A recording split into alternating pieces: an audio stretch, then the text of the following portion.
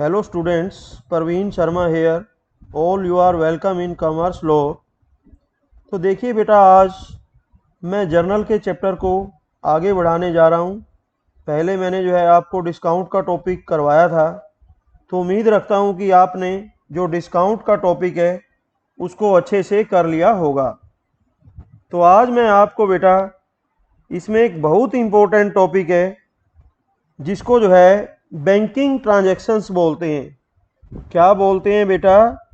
Banking transactions बोलते हैं। Banking transactions, banking transactions.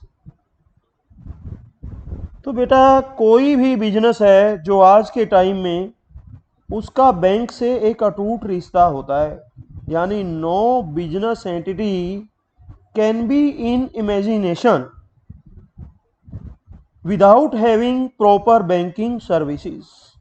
So banking services are essential to every business. हर business के लिए जो है वो एक एसेंशियल चीज है in current scenario of business. Business का जो करंट सिनेरियो है बेटा, उसमें बैंकिंग सर्विसेज बिजनेस के लिए बहुत जरूरी है। क्या कि बिजनेसमैन के को अगर पैसा चाहिए कहाँ से मिलेगा? बैंक से। अगर उसके पास अपना कमाया हुआ पैसा पड़ा है, उसको सेफ कहाँ रखेगा? बैंक में।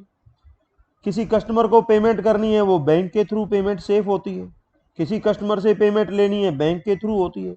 कोई कस्टमर हमारा दूर दराज बैठा है, वो हमें पैसे देना चाहता है, तो वो सर्विस हम कहाँ से लेते हैं? बैंक से। कि कोई 100 किलोमीटर, 500, 1000 किलोमीटर, 10,000 किलोमीटर बैठा हुआ व्यक्ति हमारे अकाउंट में पैसे डाल सकता है। ये सारी जो फैसिलिटीज है बेटा, कहाँ से मिली? बैंक से। So banking transactions are the important part of journal. जिस बच्चे को बेटा डिस्काउंट और बैंकिंग ट्रांजैक्शंस अच्छे से आ गए, ये सोच लो उसको जर्नल आ गया। अब देखिए, बैंक के साथ बिजनेसमैन जो ट्रांजैक्शन करता है, मैं सबसे पहले एक सिंपल ट्रांजैक्शन पकड़ता हूं कि ये ट्रांजैक्शन नंबर 1 है। Suppose cash ₹10,000 deposited into bank. 10,000 रुपये जो कैश है वो बैंक में जमा करवाया। तो ट्रांजैक्शन बेटा 10,000 और बैंक। 10,000 क्या है? कैश। कैश कौन सा अकाउंट है? रियल अकाउंट है। कौन सा अकाउंट है?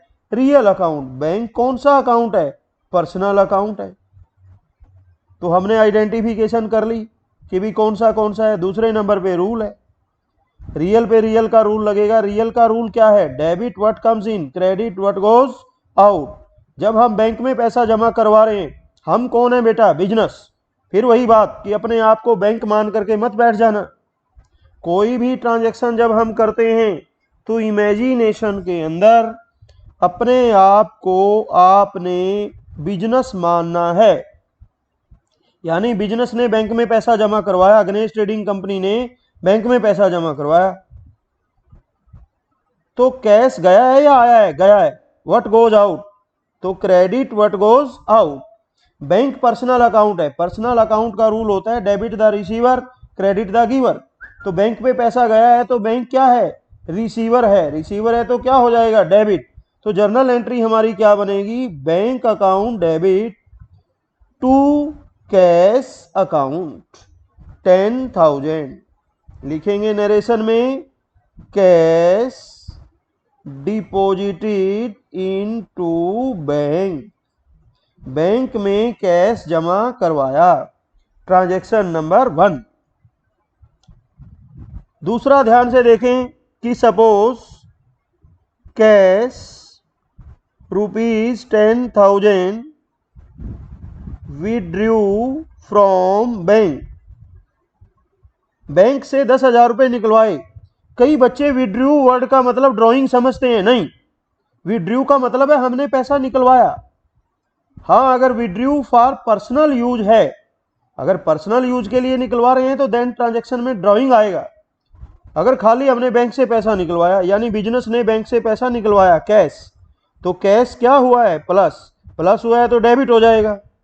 और बैंक पर्सनल अकाउंट है। पर्सनल अकाउंट है, बैंक से जब पैसा आया है तो बैंक ने दिया है। दिया है तो बैंक क्या बन गया? गिवर। गिवर क्या हो जाएगा, क्रेडिट।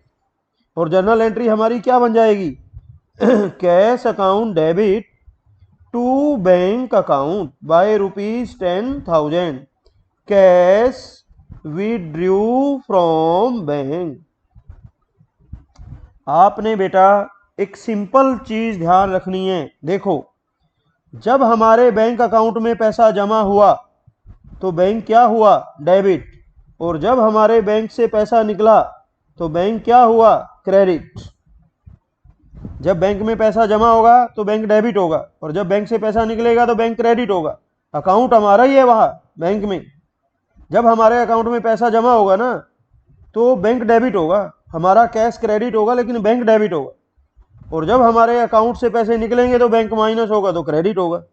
ये बात बेटा आपने ध्यान रखनी है, ये बात आपने ध्यान रखनी है बेटा। समझ में आ रही है बात, ये चीज आप याद रखोगे।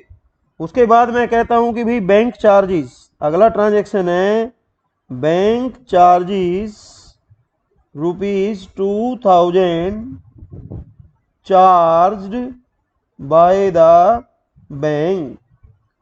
बैंक ने 2,000 रुपये चार्ज किए बैंक चार्जेस के। बेटा बैंक चार्जेस लेने के लिए हमारे घर थोड़ा आएगा, वहीं हमारे अकाउंट से पैसा काट लेगा। मान लिया मेरा बैंक में 1,00,000 रुपया पड़ा है और बैंक से कभी मैं चेक दे रहा हूँ, कभी ले रहा हूँ, कभी ले रहा हूँ, कभी दे रहा हूँ, तो बैंक हमारा नौकर थोड़ा लगा हुआ है। बैंक जो हमें सर्विसेज देता है उसके बदले में चार्जेस लेता है, और चार्जेस लेने के लिए बैंक हमारे घर थोड़ा आएगा, वहीं हमारे अकाउंट से पैसा माइनस कर देगा। तो ध्यान रहे कि हमारे 1,00,000 रुपये बैंक में पड़े थे। मान लिया हमारे बैंक में कितने पड़े थे, 1,00,000, उनमें से बैंक ने 2,000 काट लिए, तो अब वो कितने रह गए, 98,000 रह गए। तो देखो हमारे बैंक से पैसा निकला है, ये फायदा है कि नुकसान है, हमारे लिए नुकसान है। नुकसान को क्या करते हैं, डेबिट। तो जर्नल एंट्री क्या होगी, नॉमिनल अकाउंट का रूल है, debit all the losses and expenses. तो बैंक चार्जेज अकाउंट डेबिट 2,000। एक इंपैक्ट तो ये है कि बैंक चार्जेज नुकसान है, डेबिट होगा। दूसरा इंपैक्ट क्या है कि हमारे बैंक से पैसा निकला है तो बैंक क्या होगा, जब बैंक से पैसा निकलता है टू बैंक अकाउंट 2,000। नरेशन में क्या लिखेंगे, bank charges charged by the bank. Bank ने बैंक चार्जेज हमारे से क्या कर लिए, चार्ज कर लिए। ये बात बेटा ध्यान रखनी है। उसके बाद अगला ट्रांजैक्शन हम लेते हैं, interest allowed by the bank ₹10,000। Bank ने हमारे जमा पैसे पे हमें ब्याज दिया 10,000। तो क्या बैंक हमारे पास घर देने आएगा ब्याज, नहीं, वहीं हमारे अकाउंट में डिपॉजिट कर देगा। ये 10,000 रुपये डिपॉजिट हो गए। डिपॉजिट होने से हमारा जो बैंक बैलेंस है वो 1,08,000 रुपये हो गया। तो बैंक में हमें ब्याज मिला, फायदा हुआ कि नुकसान, फायदा। फायदे को क्या करते हैं, नॉमिनल अकाउंट का रूल है, क्रेडिट टू इंटरेस्ट अकाउंट, ठीक है ना, टू इंटरेस्ट रिसीव्ड अकाउंट। कितना फायदा हुआ है, 10,000 का। और बैंक में पैसा जमा हुआ है, तो जब बैंक में पैसा जमा होता है तो क्या करते हैं, बैंक अकाउंट डेबिट, कितने से, 10,000 से। ये हमारी जर्नल एंट्री तैयार हो गई। यहां लिखेंगे interest allowed by the bank. Bank ने इंटरेस्ट अलाउड किया। बैंक जब इंटरेस्ट अलाउड करता है तो इसका मतलब बैंक दे रहा है, हम ले रहे हैं। अब इसी के साथ आता है अगला transaction, interest ₹5,000 charged by the bank. हम बिजनेसमैन हैं, बिजनेसमैन अगर जमा पैसा पड़ा है तो बैंक हमें ब्याज देगा, और अगर हमने बैंक से लिया हुआ है तो बैंक हमारे से ब्याज लेगा। तो ये ट्रांजैक्शन है, बैंक ने हमारे से ब्याज लिया है 5,000। अब लिया है तो हमारे से जब बैंक ब्याज लेगा तो लेने हमारे घर तो आएगा नहीं, वहीं हमारे अकाउंट से काट लिया। अब हमारा अकाउंट 1,03,000 हो गया, तो ये नुकसान हुआ, हमारे अकाउंट से पैसा कटा है।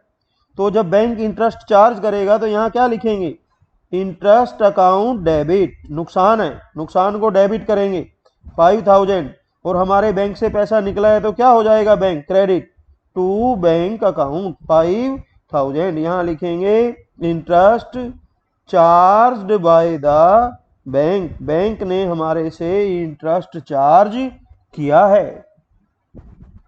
ये बातें बेटा आपको ध्यान रखनी है, ये बातें आपको ध्यान रखनी है।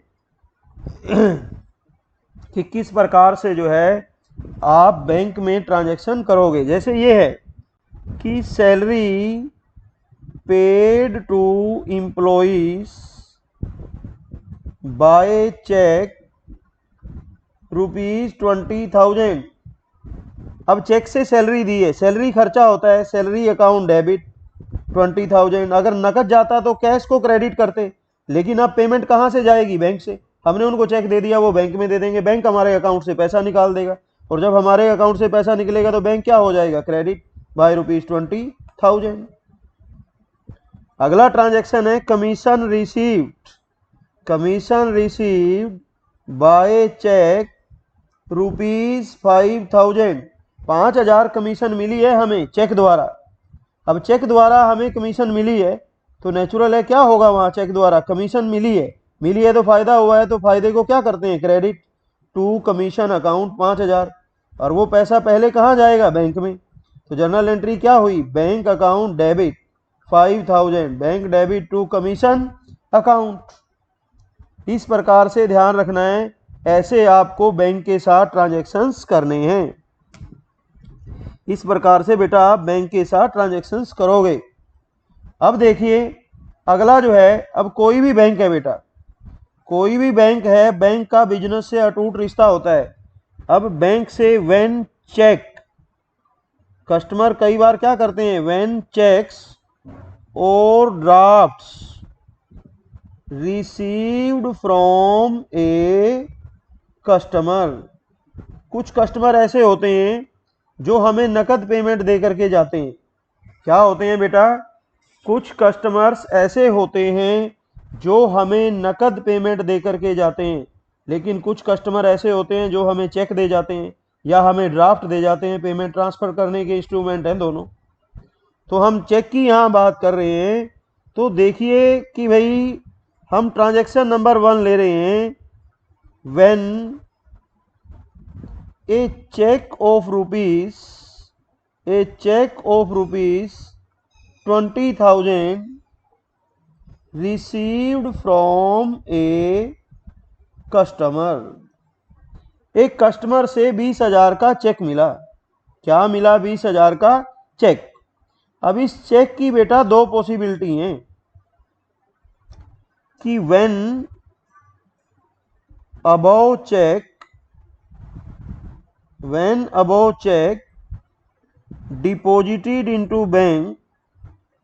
deposited into bank on same day। दूसरा है when above check deposited into bank on next day। ये दो सिचुएशन है बेटा। देखो इसमें क्या है, किसी कस्टमर ने हमें चेक दिया। कई बार ऐसा होता है कि हम सेम डे में जाके बैंक में चले गए उसको लेके चेक को, क्योंकि चेक का हम अपने पास तो रख के क्या करेंगे? अल्टीमेटली चेक की पेमेंट तो बैंक को करनी होती है। बस हमारे पास ऑप्शन दो हैं, आज हमें पैसे की जरूरत है तो हम आज ही उसको बैंक में लेके चले जाएंगे, नहीं तो चेक का 3 महीने का टाइम होता है कि भाई हम 3 महीने तक कभी भी उसको बैंक में ले जाएं तभी बैंक उसकी पेमेंट दे देगा। तो अगर बेटा चेक मान लिया कस्टमर से, अगर सेम डे में हम बैंक में जाते हैं, मान लिया कस्टमर ने हमें चेक दिया, हमने जाके वो चेक बैंक में दे दिया, तो फिर तो ट्रांजैक्शन किसके बीच में हुआ? बैंक और कस्टमर के बीच में। कस्टमर भी पर्सनल अकाउंट है, बैंक भी पर्सनल अकाउंट है। बस बैंक रिसीवर है, कस्टमर गिवर है। बैंक को चेक मिला है, इसलिए बैंक क्या हो जाएगा? बैंक अकाउंट डेबिट कितने से? 20,000 से। और to customers account, to customers personal account by ₹20,000। यहां लिखेंगे cheque received from a customer and deposited into bank on same day. ये एंट्री पास कर देंगे। अगर सेम डे में आया है ना चेक, बैंक में चला गया, तो सीधा बैंक और कस्टमर के बीच में ये एंट्री हुई। अब ये कस्टमर पर्सनल अकाउंट मैंने इसलिए लिखा क्योंकि कस्टमर का नाम नहीं है। when name of particular customer is given, suppose Ram होता तो हम करते bank debit to Ram, X होता हम करते bank debit to X, Mohan होता तो हम करते बैंक डेबिट टू मोहन।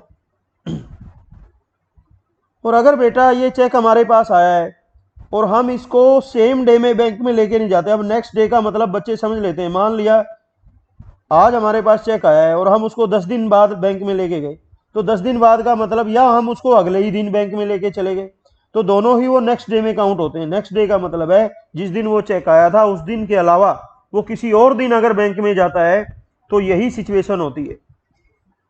तो जिस दिन चेक आया बेटा, चेक आया बैंक में तो गया नहीं, हमारे हाथ में है वो, तो जब वो बैंक में नहीं गया तो हम उसको क्या कहते हैं, हम उसको बैंक को डेबिट तो हम कर नहीं सकते क्योंकि वो बैंक में तो गया ही नहीं। तो हम फिर पहले दिन क्या एंट्री करेंगे, हम एंट्री करेंगे cheque in hand account debit by ₹20,000, cheque in hand account debit by ₹20,000 to customers personal account by ₹20,000 to customers personal account by ₹20,000। यहां लिखेंगे cheque received from customer, customer से चेक रिसीव किया, customer से क्या किया, check receive. अब बेटा customer से हमने चेक रिसीव कर लिया, ठीक है, हम पहले दिन उसको बैंक में लेकर के नहीं गए, लेकिन बैंक में तो हमें जाना ही पड़ेगा अल्टीमेटली। जिस दिन बैंक में जाएंगे उस दिन क्या एंट्री होगी, बैंक अकाउंट डेबिट, क्योंकि बैंक रिसीवर बन जाएगा 20,000 का, बैंक अकाउंट डेबिट, और हमारी जो पॉकेट में ये डेबिट पड़ा है ये पॉकेट में से माइनस हो जाएगा। एंट्री क्या बनेगी, to cheque in hand by ₹20,000। यहां लिखेंगे above cheque deposited into bank, bank में डिपॉजिट करवा दिया गया। कहने का मतलब है जब हमारे हाथ में चेक आया था हाथ डेबिट हुआ था, जब हाथ में से चेक गया हाथ क्रेडिट हो गया, तो बाद में एंट्री क्या बची हमारे पास, बैंक डेबिट टू कस्टमर, और यहां भी क्या हुई है, बैंक डेबिट टू कस्टमर। बस फर्क ये है कि ये सेम डे में चला गया तो डायरेक्ट एंट्री कर दी, ये थोड़ा घूम फिर के बैंक में गया है इसलिए ये एंट्री घुमा फिरा करके की है। समझ में आ रही है बेटा ये बातें कि नहीं आ रही हैं? अब देखो कई बार क्या होता है, हमने बैंक में 20,000 का चेक डिपॉजिट करवाया, कई बार तो ये होता है कि बैंक वाले जाते ही उस चेक की पेमेंट हमें दे देते हैं। अगर उन्होंने हमारे को चेक की पेमेंट जाते ही दे दी तो उसको बोलते हैं ओनर ऑफ चेक। चेक का क्या हुआ है, सम्मान।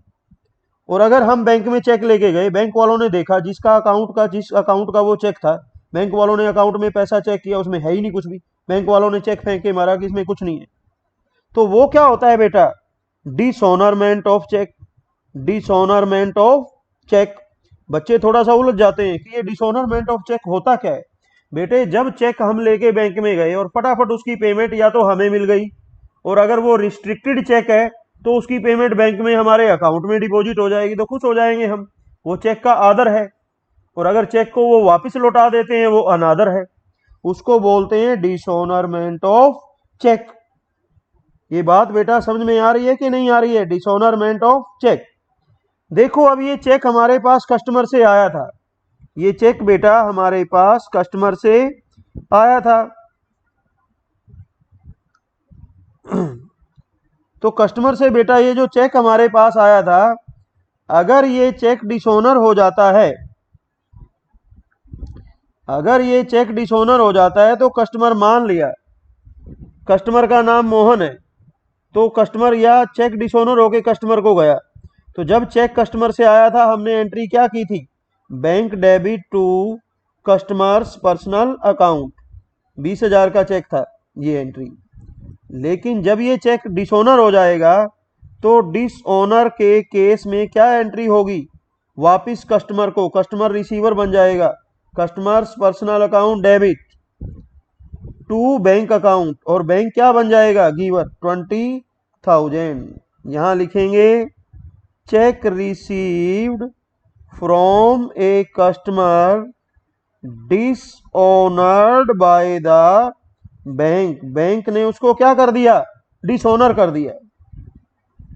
बेटा जो चेक नेक्स्ट डे, मान लिया पहले दिन चेक हमारे पास आया था, cheque in hand debit to customer, ये एंट्री हुई थी 20,000 से।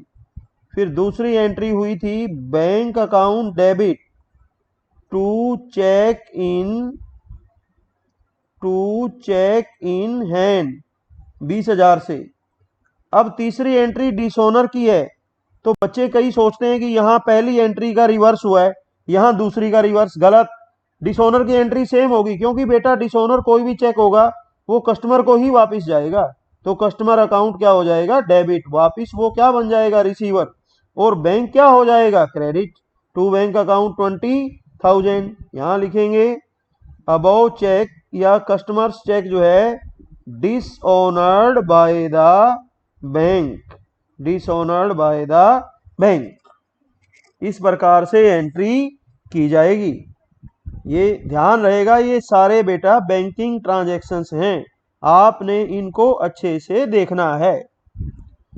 अब आएगा कि जब जो है हम बैंक के साथ ट्रांजैक्शन करते हैं, बैंक के साथ क्या करते हैं, ट्रांजैक्शन करते हैं बेटा, और हमें डिस्काउंट मिलता है ट्रांजैक्शन पे। सपोज हमने ट्रांजैक्शन लिया a cheque of rupees 19,800 received from Ram after allowing him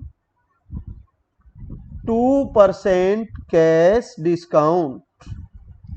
Ram से एक चेक मिला और वो चेक जो है, दोनों ही चीजें ले रहे हैं हम कि when cheque deposited into bank on same day और when cheque is deposited into bank on next day. अब राम से चेक आया है, चेक 19,800 का है बेटा, 2% डिस्काउंट काट करके उसने पेमेंट की है। इसका मतलब राम ने हमें जो पेमेंट की है वो 98% की है। कितने परसेंट, 98%, बराबर कितने के है, 19,800 के है। तो 1% बराबर किसके हुआ, 19,800 बटे 98, तो देन 2% बराबर किसके हुआ, गुना में 2, ठीक है ना। तो यहां पर आ गया 2 चौक 8, 2 नी में 18, 49 आ गया। और यहां पर देखिए 49 दूनी, देखो बेटा कितना आया है, 19,800 है ना, इसमें 2% काट करके कितना आया, 20,000 का 10% कितना होता है, 2,000, तो 2% देखो कितना आएगा, ये अमाउंट आपको चेक कर लेना है। तो देखिए कितने पे जाएगा ये, 198 को इसको काट लो, जो भी अमाउंट आएगा वो किसका होगा, वो बेटा आपका डिस्काउंट का अमाउंट होगा। मान लिया हम यहाँ डिस्काउंट मान लेते हैं कि ये कैलकुलेशन में हमारे पास मान लिया 200 रुपये आया है। सपोज ये कैलकुलेशन में हमारे पास कितना अमाउंट आया है, 200 रुपये आए हैं। तो यहाँ पर देखिए बेटा हम क्या एंट्री करेंगे, यहाँ पर एंट्री क्या करेंगे, या सीधा ही हम लिख सकते हैं इसको, चलो इसको छोड़िए फिलहाल, हम सीधा कह रहे हैं आफ्टर अलाउिंग हिम ₹200 डिस्काउंट, ये 200 रुपये कर दिए हमने, इसका डिस्काउंट कितना कर दिया हमने, 200 रुपये, ये 200 रुपये डिस्काउंट दिया है।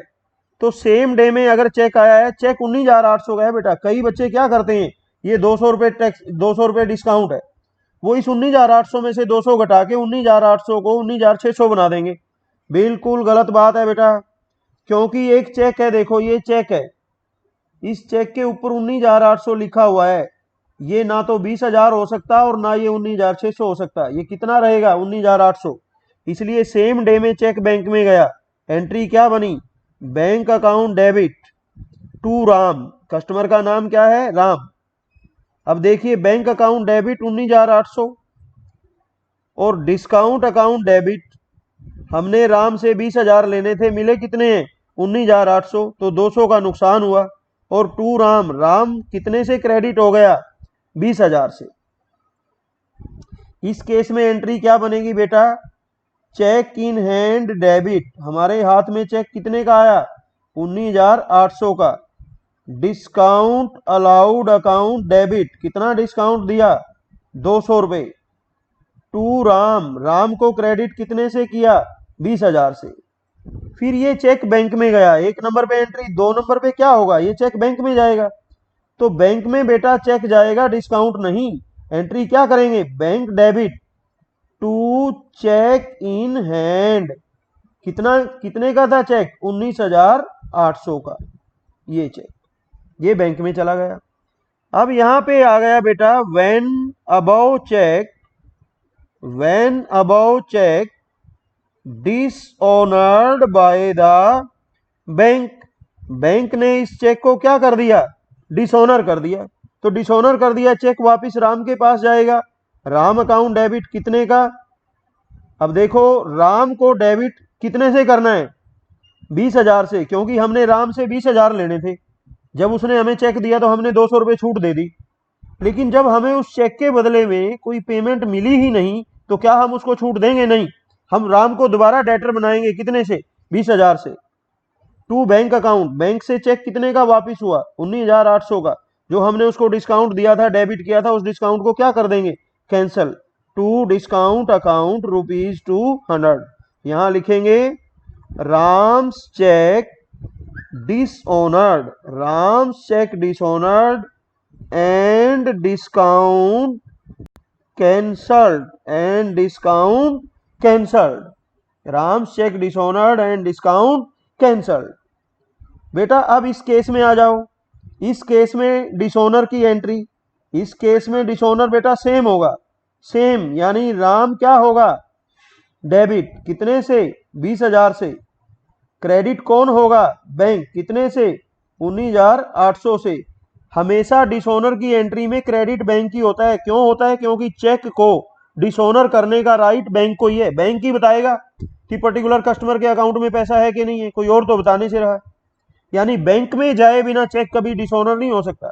कई बार आपको वो ये कह रहे हैं कि चेक आ गया भाई, और बैंक में जाने की कोई इंफॉर्मेशन नहीं है, सीधा डायरेक्ट वो डिसऑनर की इंफॉर्मेशन दे रहे हैं।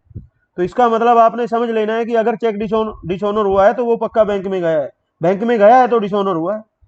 और टू डिस्काउंट अकाउंट, डिस्काउंट को क्या कर देंगे? कैंसिल कर देंगे। कितना था डिस्काउंट? 200। तो ये क्या हो गई? डिसऑनर की एंट्री हो गई।